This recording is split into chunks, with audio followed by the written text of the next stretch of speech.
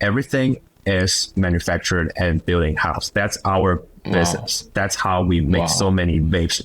We made 76 million vapes last year just for 76 million. 76 million vapes. I'm not talking about US dollar sign. I'm talking about the vapes, because that's the OEM. People are asking me, oh, why you make so much money and then you get into Web3.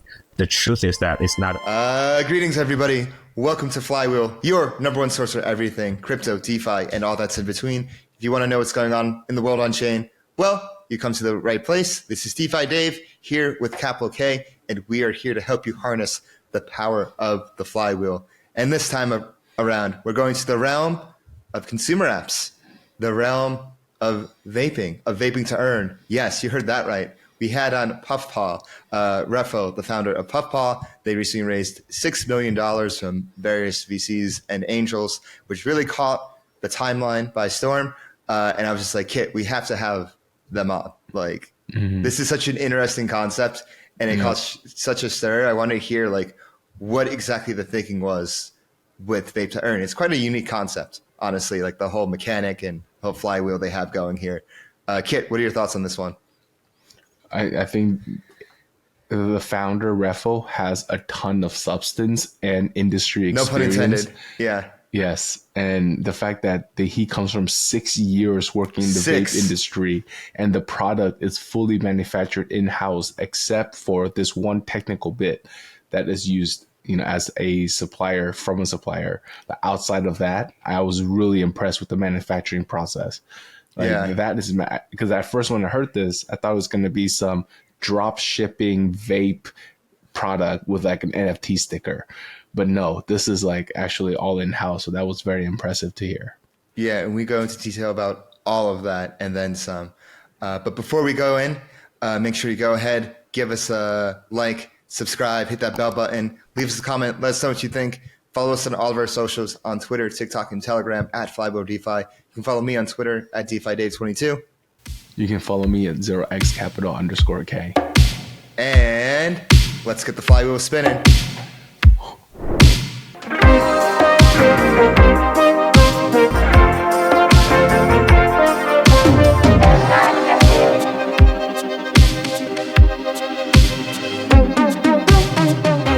Welcome back to Flywheel. I'm your host, DeFi Dave, here as always with capital K.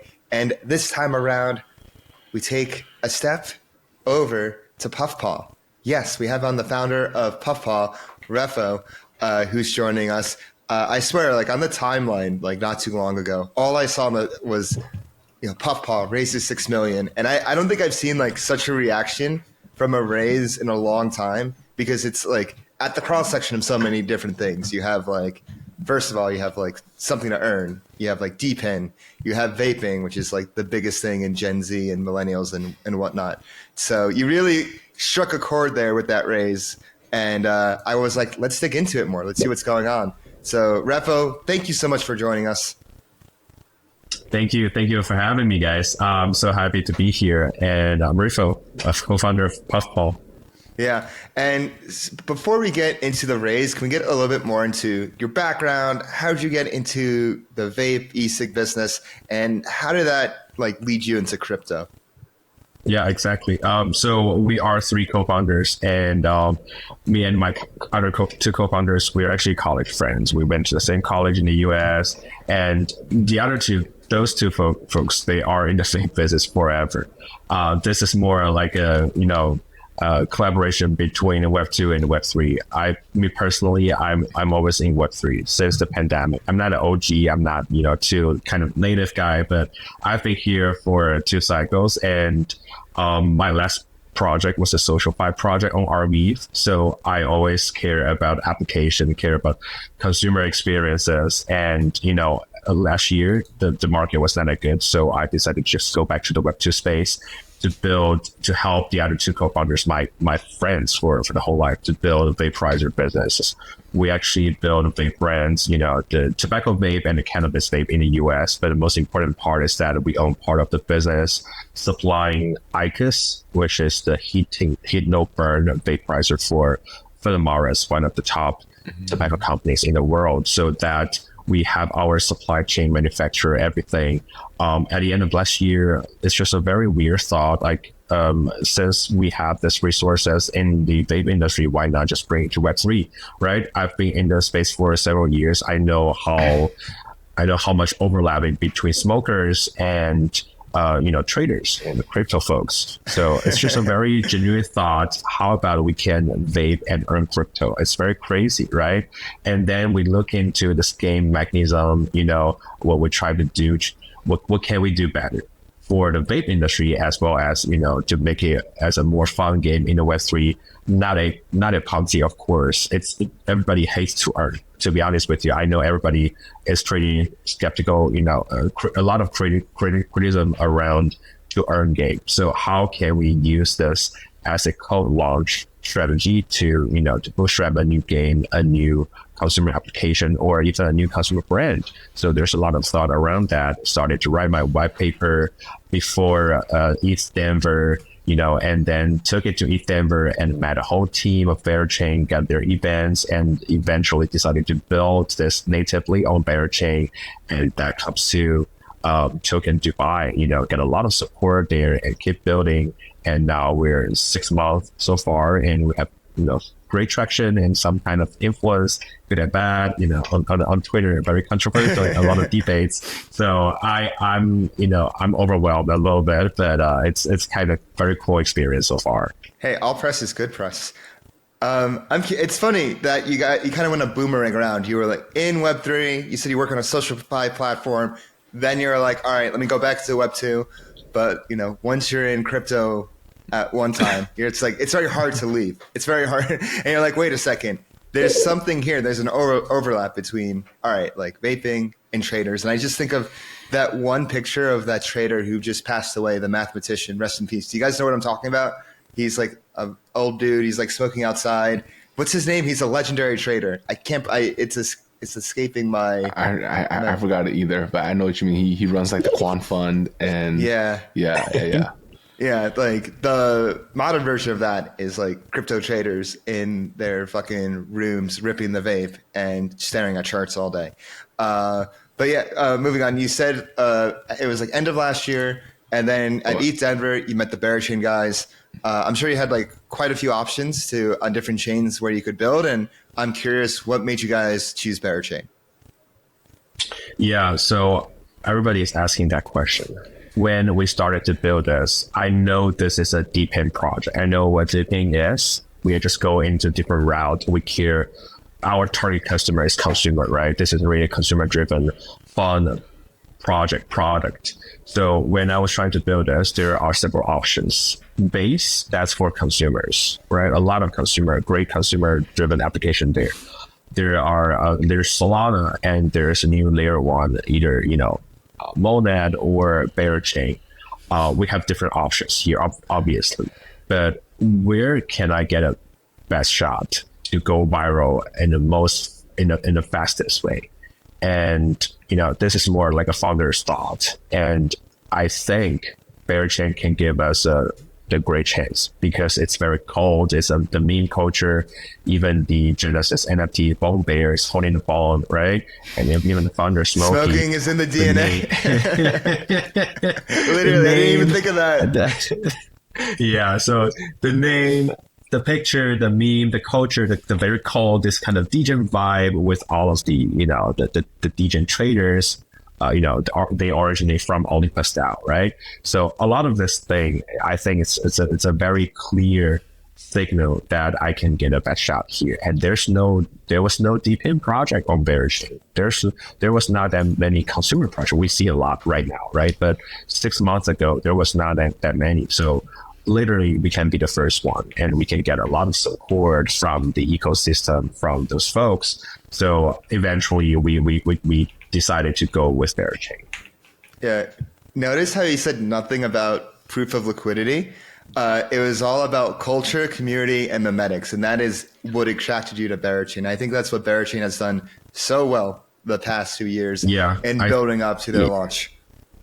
Yeah, I think you're making a very good point. The reason I didn't mention POL is because there are so many great DeFi projects on Berachain. Everybody knows what POL is. Berachain does a very great $0 marketing effort on explaining everything about POL, right? We don't go that route. We have a different strategy. We care about consumers.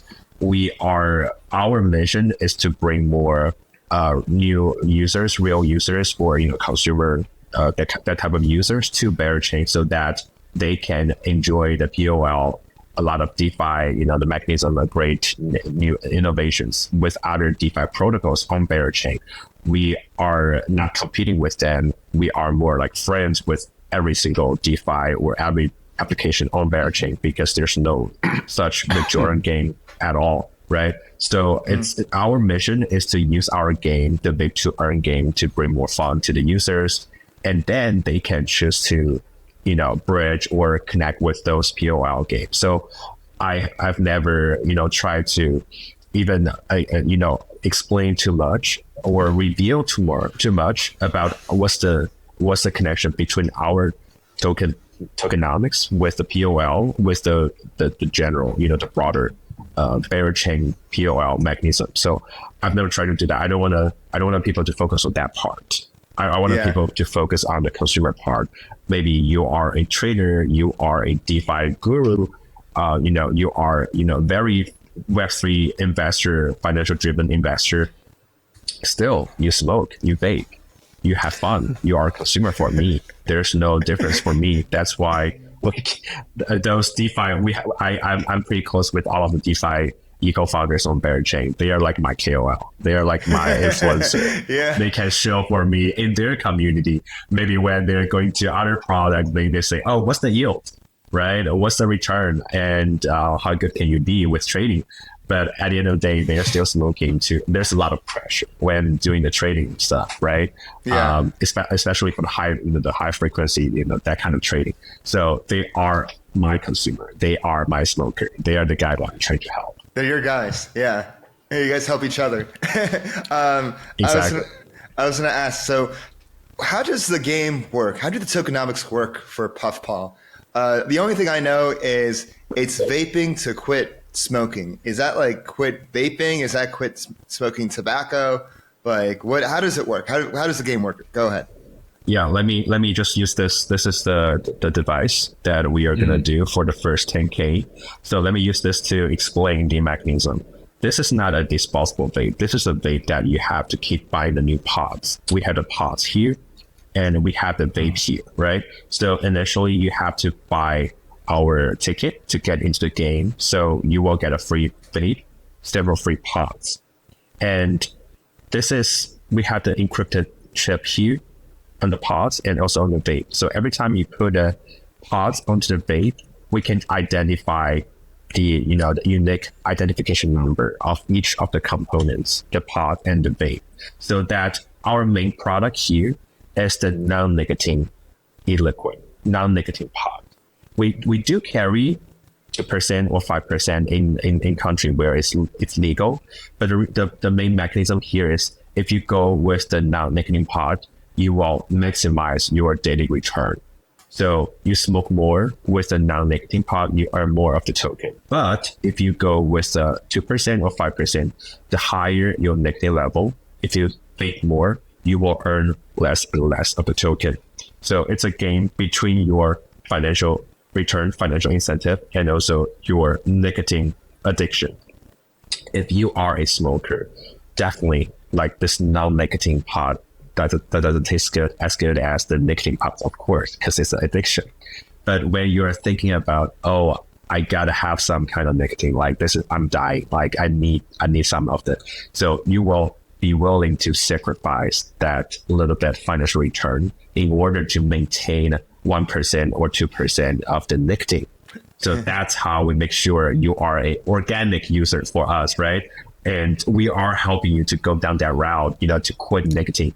But, from the beginning, it's very hard. This is addiction. It's very hard. So we are taking this step by step. We allow you to go with 2%, 1% at the beginning, and then gradually, because of that financial return, you want to earn more. Everybody wants to earn more from the game, right? It's a human nature. So you'll be willing to lower and lower your nicotine. That's just how we migrate users from 5% to to 3%, and then to the non-nicotine eventually. And then what happens? Go ahead, Kit. I just wanted to ask, in addition to that, now I'm thinking of a way to kind of game the system, right? Let's say I'm a 5% smoker, but then I move down to the 2%, but I consume the 2% vape pod 3 times faster than I would the 5% pod. Then does that mean I'm technically getting more nicotine out of it, but then I'm still vaping at a lower percentage? So it's like, how do you track the rate of consumption in addition to the percentage of consumption? Very good question. So this is more, let me introduce further of this device. This is more like a smart device because we track every single puff because of the chip, the Bluetooth module, and the encryption, that part I just introduced. We can track every single puff, the duration, the timestamp, and the amount of puffs, and also the nicotine level, the flavor. So we know all of the data from this vaporizer. Your smoking activity, every single puff is on blockchain. So when we're talking about nicotine dosage consumption, we know how many puffs you have. We know the nicotine level. So we know how much daily consumption you have with our device. And also because it's encrypted, there's no way for you to use other device to get into the game, right? So based on that data, we have the matrix. We have the chart for the daily activities. We know at what point you got to stop, and at what point you can maximize your return. At which point you gotta balance between your return and your smoking, the nicotine addiction. So when you're going lower with the nicotine, supposedly your overall consumption of the nicotine on that daily basis should be also lower as well, because we do have a limit for the puffs on each day. There are 3 factors in this game. In the Vape-to-earn game, there are 3 factors to determine how many tokens you will earn: the nicotine level, the amount of puffs, and also the rarity of your ticket. We used to call it a node, but everybody hates node, and we are not doing a node as a GPU or something like that. So you have to buy the ticket to get into the game. We have different rarity of the ticket, similar to NFT, right? So the higher rarity of the ticket, the higher mining efficiency you will have. So there are 3 factors. It's a mix between your virtual asset and your physical asset. So rarity, amount of puffs, and nicotine level. That's how we determine your daily return. Got it. And what happens when someone quits? Like, I guess is this meant to be like a temporary game? It's just like, okay, like let's say somebody goes through it, they go 5%, 2%, 1%, then they quit. Then what happens at the end? Yeah, I mean, our thesis is not to try to push or force people to quit vaping at all. Like, we are doing this in a very different way. I think as long as you can create a much better vaping experiences, it could be a fun thing for the next generation. This is more for the social side. The reason that people hate vaping or thought a lot about us last week is because, they say, no matter what, vaping is bad for health. Vaping is this, vaping is that, I just better, I better do nothing. But they're from the perspective of a non-smoker, of a non-vaper. They only care about the health part, but they don't know how struggling people are smoking, are vaping, and how struggling of that peer pressure of the young folk when you're in the early 20 or late 20, you are hanging out with a friend, at a club, on the street. Everybody around you, they vape, and you have a lot of peer pressure that you are the only guy being left out. So what about the social anxiety of that perspective? I'm not trying to push people to quit vaping. I'm saying, if this is so bad, let's make it better. Let's make it much better with the e-liquid, with the mechanism. And meanwhile, you can have fun with your friends. Everybody's vaping together, and just to have that kind of fun, where you're hanging out with your friends, because it's not stoppable. Like, if you see the trend of vaping, so it's in moderation. Rate, right? It's vaping in moderation. It's exactly. So we want to do this in the right way. We make sure that our e-liquid is organic, is edible. We only use food-based ingredients in our in our juice so that it's edible. Like that's something I cannot really lie about that part. You gotta vape, you do the test, you gotta find out what's the ingredients there. So we do a lot of that kind of innovation, trying to make this much better so that we can balance between your mental health and your physical health, right?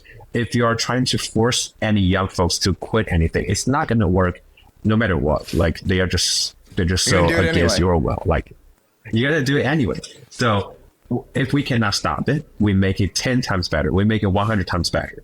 And we use it in the Web3 way, using in the to-earn game, the financial driven game, the financial incentive game to co-launch, to bootstrap this. So that's our short-term goal. But in the long run, what we think about this industry is that it's very traditional. We've been in the vape industry for over 6 years. The number one problem is that because it's a tobacco product, there's no way to do paid promotion online for any tobacco product, right? So it's heavily relying on distributor and local smoke shop. That's why if you think about this thing, you always buy the vape, buy the smokes, buy the cigarettes from the local smoke shop. They take over 80% of the benefit, of the profit from this product, from the selling of the product. It leaves smokers and the vapors paying a very high premium buying this from the smoke shop. And the other thing is when it goes with a local smoke shop, the vape brands, the vape manufacturer, the vape companies, they have no chance to get in touch with the real smoker, with the real consumers. They don't have any of the access to their data, consumer background. Everything is stated with the local smoke shop, but they are not digitalized, right? It's not even there's no e-commerce. There's no such thing. So with our platform, with our mechanism, we can onboard, we are game to onboard tons of smokers, consumers on our platform on day one. We have that traffic. On the other side, we can pair them with the vape brands, with the vape manufacturers. They can get in touch with the users directly so that we can bypass those distributors and the smoke shops. And meanwhile, they can get their data. We can help them to monetize from their data. And those brands, they can either use our mechanism on the platform and to make sure that they do a better version of the vape, and to sell it, to promote, to sell to the other side of the users directly. This is something beyond, the Web2 e-commerce. So this is the more longer term vision we're seeing with the platform, with this mechanism that we can build in the long run. Got it. Okay, I think I would love to take a side quest here and go down like let's build up your credibility, because right now a lot of people see Puffpaw as almost like a meme, right? It's like, hey, these guys just drop ship some vape and slap some NFT stickers on it, right? But clearly you come from 6 years in the industry with tons of experience and knowledge from that. Like, let's take just 5 minutes and educate people on not the business of the vape, but like the actual mechanic of a vape, like, the heating vapor pod. Like, is there a sustainable way to do that and to produce that? Now it comes down to like sourcing of the juices, like the food base, as you're saying, that goes into the pod that, people smoke. Like, can we dive into that part of the product? Yeah, so the main part of the vape itself is the coil. You always have to make sure you have the best coil, the better quality of the coil, the smooth, the way you inhale, it will feel smooth. Like, that's the biggest difference between the good quality of the vape and the bad quality of the vape, the cheap and expensive one. The coil, it takes a lot to do that, and that will feel very smooth. That will hurt less of your throat down through the whole respiratory system. So that's the first thing. The second thing is definitely about the juice. Is that coil like thing that heats up, or is that the coil is the thing that moves the vapor? Like, what does the coil do?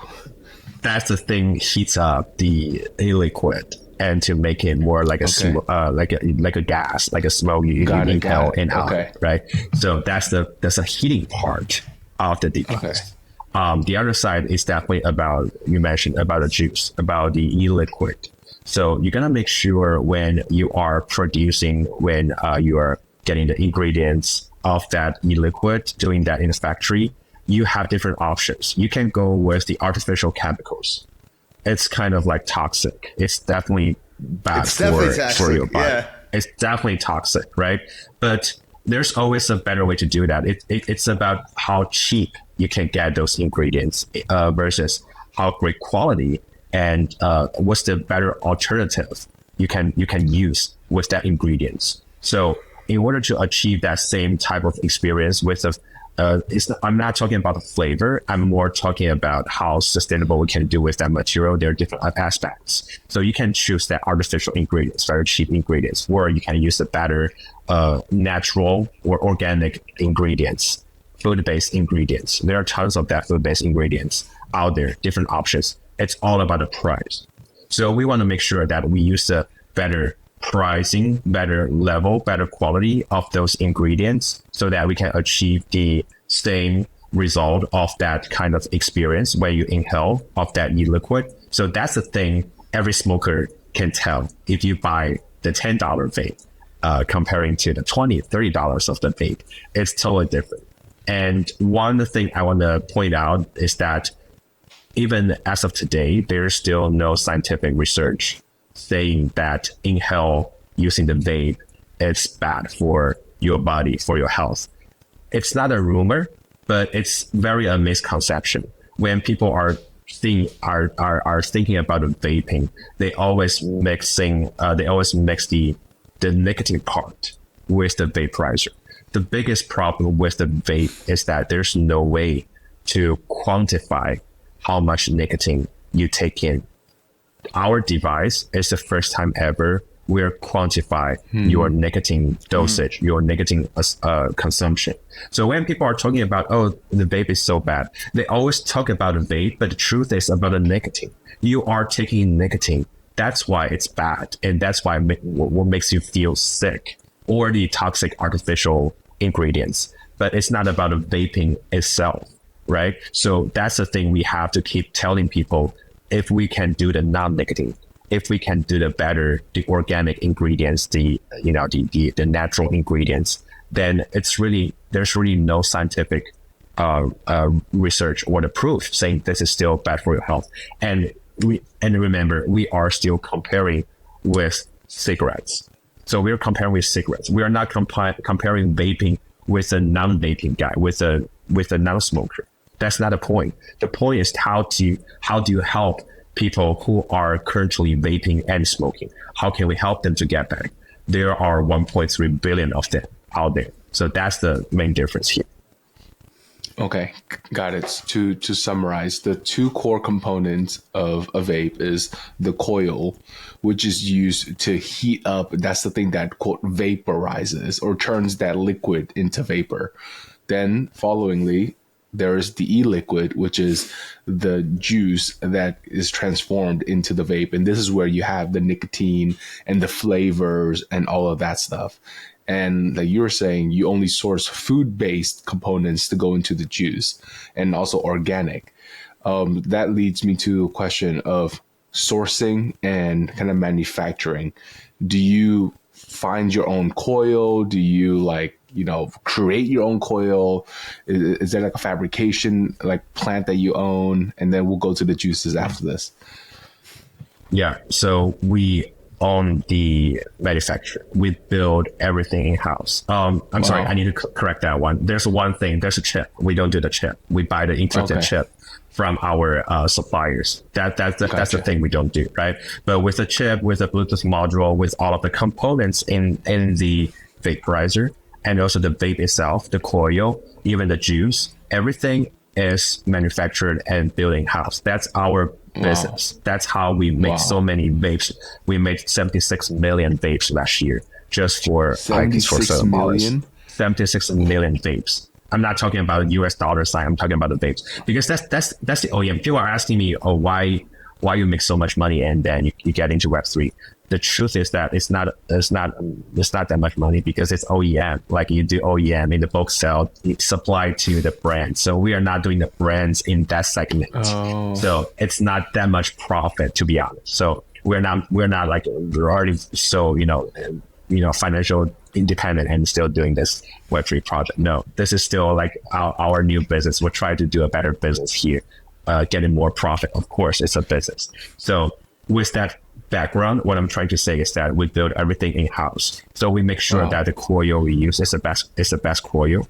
The liquid, the juice, is the best quality of the juice. And when we first showed this at ECC and also at a KBW last week, we have a lot of friends and the real people in person tried this product, and all of them give a very great feedback about the quality of the vape vaporizer we do there. So far we have a very great feedback, and I think it's really about a word of mouth, like how people review and comment about this product. So I think that's people tell, so they tell about this. And if you are looking if you are on Twitter, people thought about this idea, people thought about this project, but nobody says anything about the quality. Like nobody complain about, oh, by the way, I just tried their vape last week, there's no difference between their vape and Elf Bar. We never have that kind of comment, because if you try this, if you are a smoker, this is a much better, very great, high quality vaporizer that we're doing. So that's the feedback we received. Yeah, so it sounds like the few things that you're going for are just building a better quality product with like, oh, wow, this vape is a million times better than the other vapes because of the quality of the coil, because it's all about the coil. And the second thing is, I guess second and third thing is like distribution and data.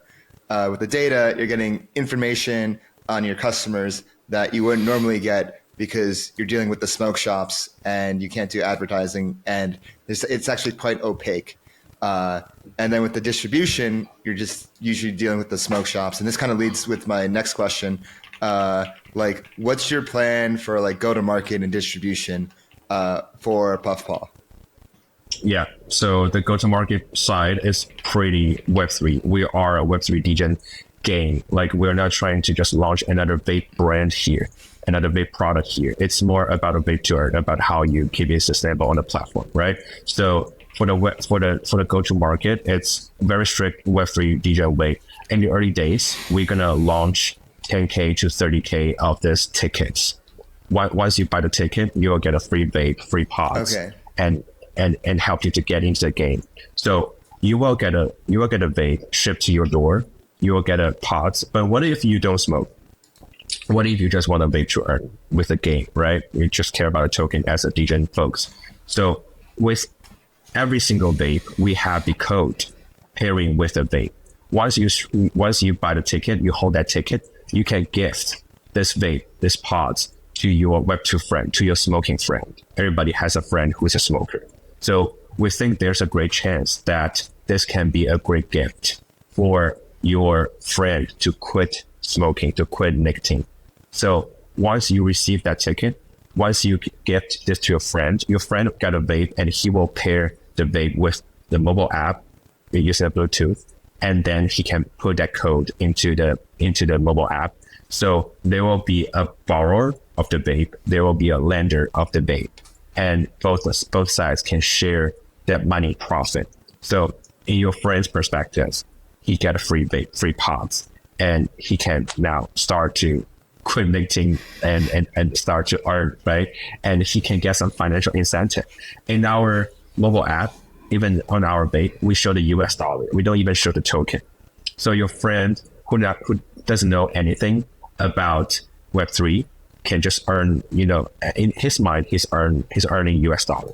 But when he's trying to claim that rewards, we will educate him about, okay, behind this US dollar sign is such a token. We generate a wallet address for you. And if you want to claim it, you have to understand the logic about a smart contract, about a wallet address. And that's the way we onboard that Web2 user as our real consumer, using those Web3 degen folks as our free promoter. So this is how we started as a Web3 degen project. And our users will help us to, spread and to tell the real smokers in the Web2 world, this is a way that you can onboard to this game and help us to get in touch with the real smokers. That's just the first way. The second way that we are working with our partners in different countries. So the first one is Korea. We were at KBW because we were meeting with our juice factory partner there as well. So we will ship all of our empty pots to Korea, our Korean partner. They will fill the juice locally for us, and then they will take care of the shipment, the carrier, logistic for us. They will ship the vape and the pots on behalf of us to our Korean users directly, so we can bypass the distributor and smoke shop. That's the other way we're thinking we're gonna do, to get a better deal for all of our users in Korea. Same kind of partnership we're doing with Malaysia, with Vietnam, with the European countries. So that's how we initially targeting the top vape countries with the largest amount of people of smokers in that country. And coincidentally, it's very overlapping with Web3 as well. In Asia, we have Southeast Asia, we have Korea, Japan, and Middle East. And also in the Europe side, the entire the Europeans, they smoke a lot. It's definitely one of our best market in terms of business. It's our best market. But I feel sorry about smokers. They smoke a lot. The west side of Europe, the east side, Ukraine, even Russia, the CIS, Middle East, everybody vapes. That's everybody very vapes. Hard fact. Everybody vapes. Everybody smokes. So, yeah, I'm curious when you were raising and pitching this, what that experience was like. You're in Build-A-Bera. We talked a little bit about that before. And then what was it like going to like pitch to all these different VCs? Like, hey guys, Vape-to-earn. Yeah, go ahead. Yeah, so we had a very dense schedule where we had tons of investor meetings under it's under a course of 4 to 5 weeks during July and August, starting from July and ended up 1 week after ECC. Met tons of investors in person and on Google Meeting and video calls. All of them can't believe this thing. Like, none of them can believe this when we first showing them this game. There are a lot of investors personally love this product, but due to the regulation, due to the investment thesis, they cannot invest in the Vape-to-earn game. And the honest feedback is that when I'm telling them I'm using Web3 DJ folks as our free promoter to get in touch with the real smokers, they can, the borrower and lender, they can share the money profit. When I'm talking about this part, I think that's the moment we get a tons of, attention and attraction and positive feedback from these investors. Like, this is the first time we are using the real physical device to explain, to onboard more of the real consumers, Web2 general users out there. So this is, I think we have a very different feedback, comparing to other, the pure, the on-chain product with the other projects there. So investors, it's very, I'll say it's a very controversial conflict. I'll say it's very conflict, that kind of feeling. They love this and they have never seen this before, and they say, what? Yeah, what is doing quite novel. Again? Yeah, it's quite different. So we don't have that much challenge. Like, it's not about I have to convince investors, oh, this is a DeFi game. And I'm sorry, I lost my connection here. Can you hear me? Oh, I'm back. Okay. So I'll just keep going. So in my case, it's not like I have to convince investors that, oh, this DeFi strategy is going to work. And comparing to the other 50 lending protocols, like, well, what's our specialty? It's not like that. Like, investors, like, they don't even have that many questions, because first of all, they probably are not very familiar with the vape industry. They don't know, like, what's the difference between your vape and other competitors. The other thing is that there's nobody doing the Vape-to-earn game in Web3, and literally there's no competitor, there's no comparison. So we don't have that many questions from investors. They either love this so much, or either they just say, I don't want to do this at all. Like, I don't trust to earn game. So it's very, kind of like different ends. That's how we get a very quick response and turnaround from the investors. They either want to do this, I'm in, count me in. I really want to do this. It's really fun. It's really unique. Nobody has tried this before. Or like, oh, I'm sorry, we cannot do this. So it's very quick response from all of the investors. That's how we get a lot of attentions and commitments in the early days, and that's how we can close this in a fairly fast period. And to give people a scale of how big the vaping market is, like how big is the TAM for vaping? Yeah. Like how much revenue does it bring in a year? Just for I don't have the revenue because a lot of them are private companies. But for the market size, just for vaporizer right now is 22 billion. Globally is 22 billion. But the real thing is we are not targeting the vape industry. We are targeting smokers. We are targeting to convert, using the financial incentive to convert nicotine smokers to the non-nic vape users, right? So our target customer is 1.3 billion smokers out there. This is the first time we are doing this business. I don't have a great number to show what's the conversion rate, how much penetration we can have, in terms of smokers to the vapors. I don't have that number, but I can say it's a huge potential there because 1.3 billion smokers, especially in Europe and in Asia countries, it's a huge potential out there. Without a financial incentive, it doesn't make sense at all for any vape companies to do this kind of vaporizer, targeting the traditional smokers. So it's literally a game combining the Web3 side and the vape side and try to create that new mechanism and the new possibility to convert smokers to vapors. And you said you're giving out the first 10K, 30K tickets to vapes for free and the cartridges for free. Is there a plan to sell them in the future? Like what is the business model in the future? So we're selling the first 10K tickets.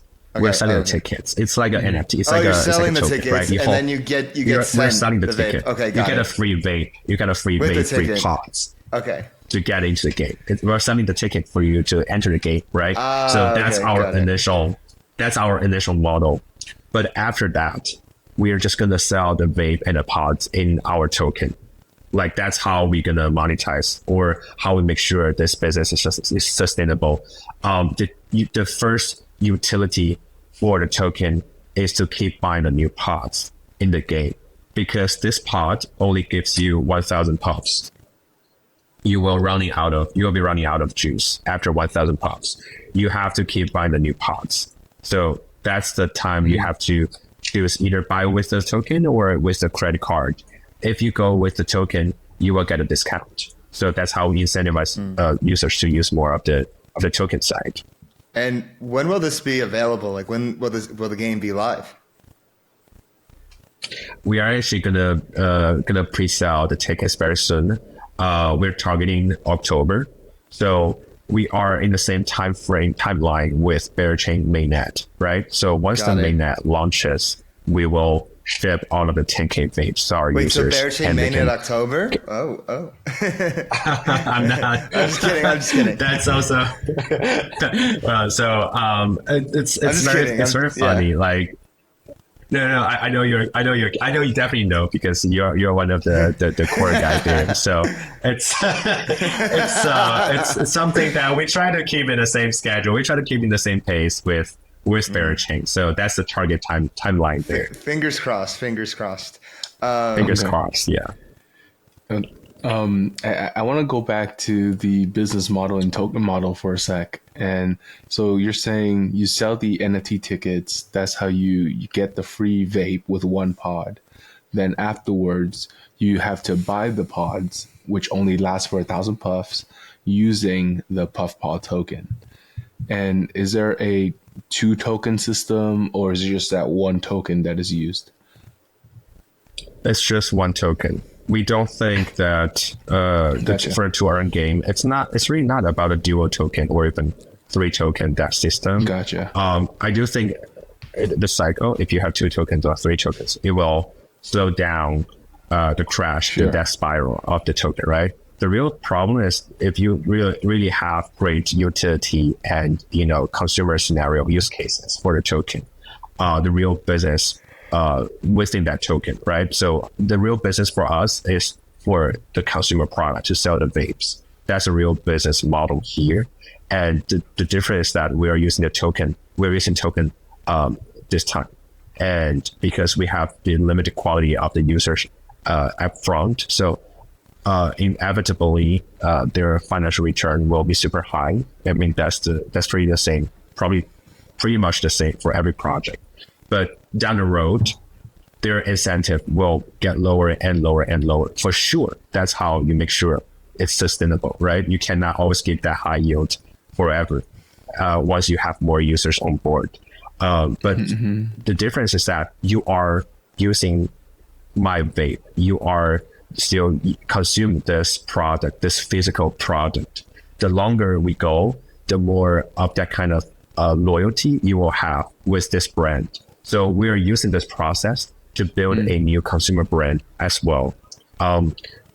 Imagine like the very ideal case is that after 6 months, after 12 months, because you love this product, you love this brand so much that you will just stay with it. Doesn't matter if there's a financial return or not. The difference between us and Vape and Step In, I'm pretty good with Step In. They're my investors as well. But the difference is that we're trying to do a different thing here. We are not only have the to-earn game, the mobile app, but also we have a physical product. You are consuming the physical product on a daily basis. So that's a very different difference here. You are a consumer. You know the brand. You have the loyalty. We are foster that loyalty here. Like if Step In has the real pair of sneakers right now, I will buy it.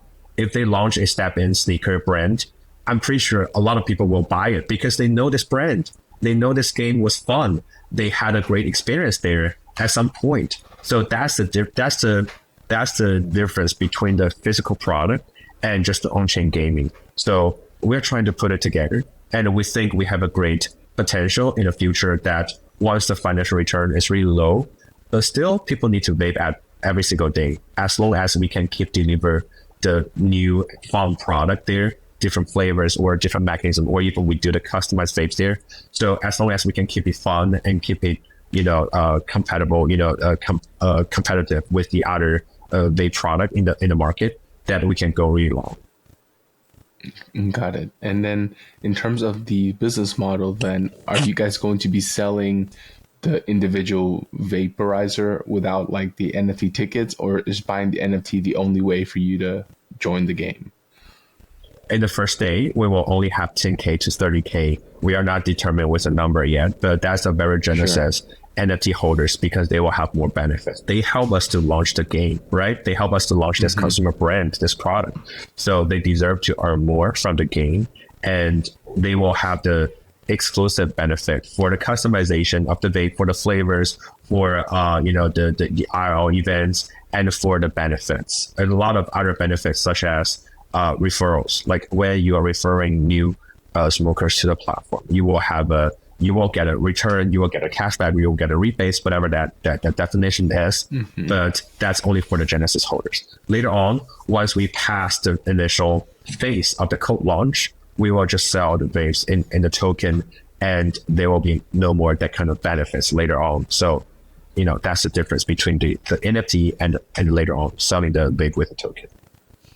Gotcha. And I also see a huge social play element here. The fact that, all these things are effectively IoT and, Bluetooth enabled. You can track all this data. You could literally group up with your friends and have like almost this social pressure to like smoke less and vape more. and like, you know, join my smoking clan.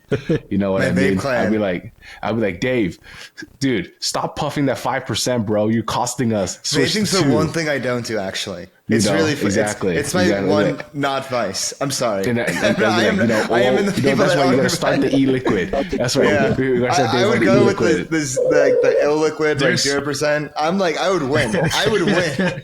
Yeah. There's one thing I do want to clarify is that on a daily basis, we are not trying to incentivize people to vape infinitely or to vape too much, to vape more in order to earn more. That's the mechanism. Yes. But we always have a cap. Every day we are capped at 120 to 150 puffs. You are not allowed to puff infinitely, even going with the non-nicotine puff, right? We want the people to carry this vape as a method, as a tool to quit nicotine. We are requiring users to carry the vape with their phone, to connect it with their phone at all time. Otherwise, we'll think you are cheating the game. You have to buy it, you have to carry it, and to avoid using other vaporizers. So it's not about carry it to vape all the time. If you vape over 120 puffs, there's no more incentive. You are wasting your gas. You're wasting your juice. Yeah. Because you have to use the token to buy more pods. Think about that. That's your investment into this game. So if you are not earning the token back, why you're wasting your initial investment, token, right? You're burning. You're burning or so vaping, I should say. Yeah. So since you're in Berachain, are there any like partnerships with other Berachain projects? Like, is there any like DeFi integrations or like anything, like, are you guys going to do anything with like the BGT games, like, or not? Like, you haven't really thought about that? So, I mean, this is the first podcast I did after the racing. I've never said this in public, so this is like something just for you guys. We are incubated by Berachain. We will have our own node. We run our own node. So when you're thinking about that, you know how important BGT is for any of the game on Berachain, right? So since we have the access to determine where our BGT is allocated to our own, LP or anything else. So we have that power to use the BGT to further incentivize people to get into this game. Imagine you vape and earn our own, the puff token, and then you provide liquidity there. You will earn not only just the puff token, and you will also earn tons of the BGT token on our, if you delegate to our node. So that's the thing we will have there. That's a very basic layer for the BGT game, but it's already a lot for us because we have the Vape-to-earn game at front. So we're not trying to make it overcomplicated for the BGT, for the DeFi Flywheel game. But what I'm saying is that the return for our token side and also for the BGT side will be tremendous, will be a lot, way beyond your imagination if you put that BGT part into the game. Oh, wow. That's like a whole another element. That's so cool. Yeah. I think that's the magic of Berachain. Yeah. Yeah, it's a magic of Berachain. For us, like, BGT is not our main business. It's a side business or benefit for our users. It's a side quest. Exactly. It's a side quest for our users.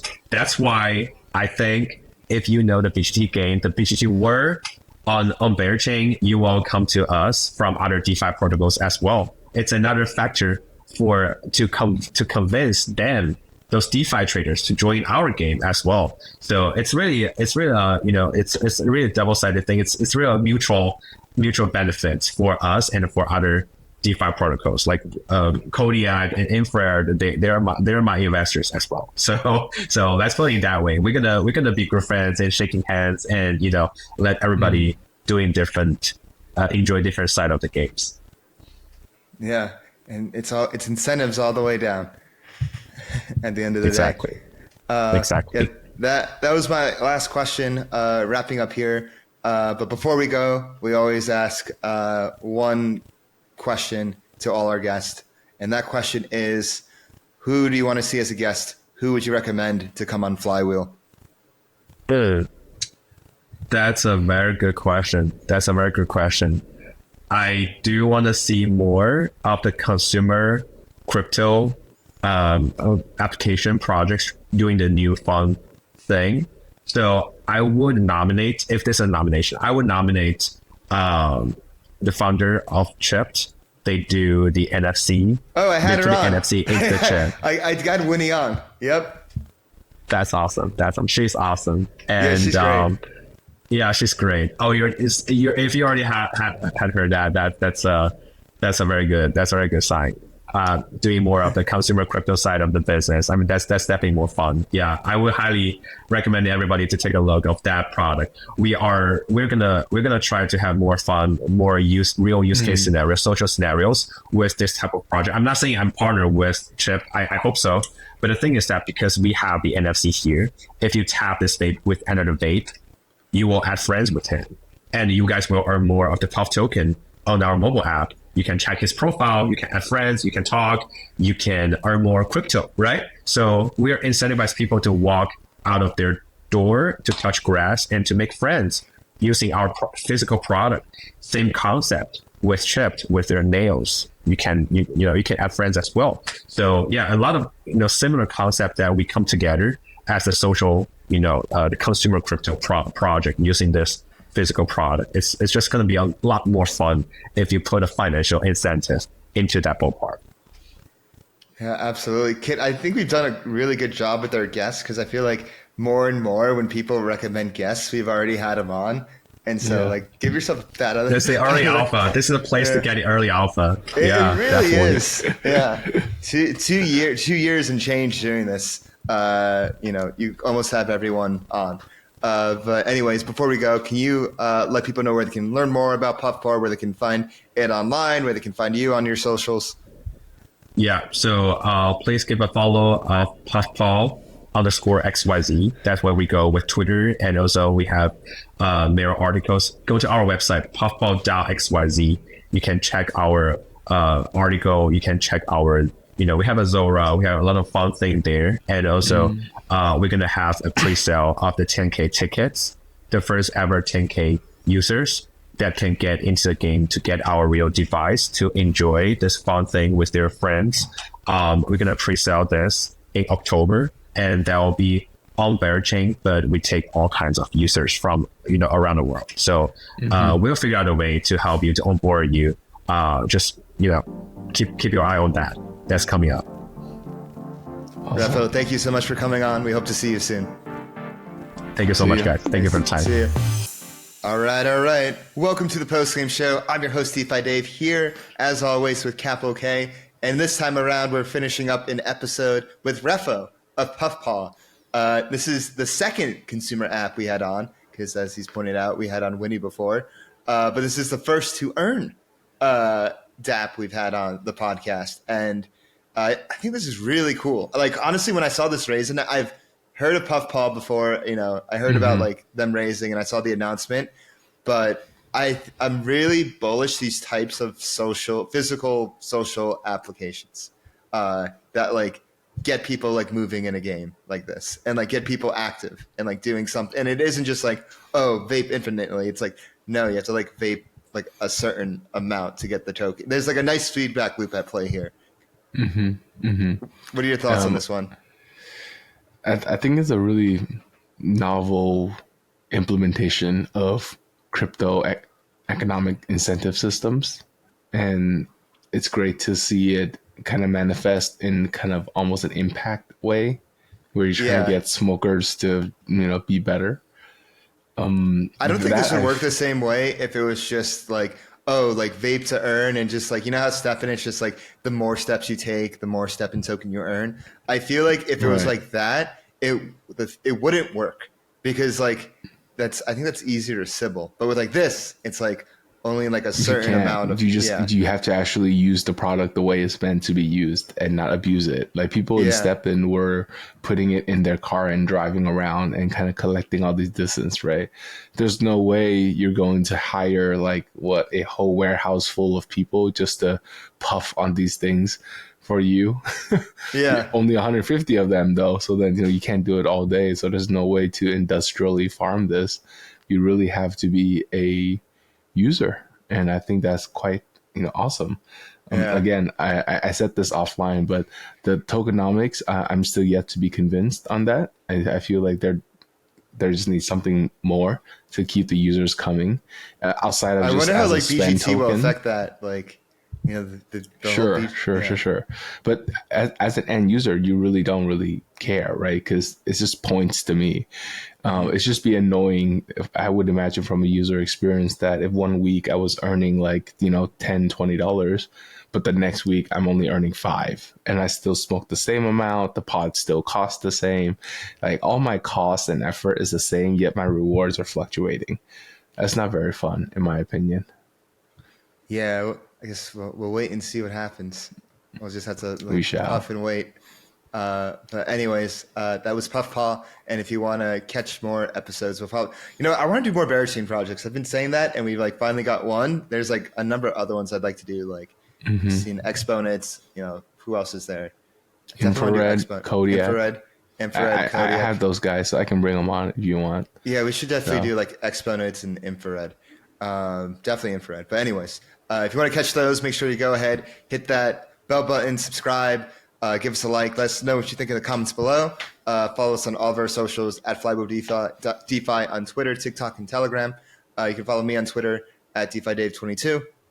You can follow me at 0xcapital_K. And we'll see you next week. Peace. Everything said on this episode is not financial or tax advice. This channel is strictly for educational purposes and is not investment advice or solicitation to buy or sell any assets or to make any financial decisions.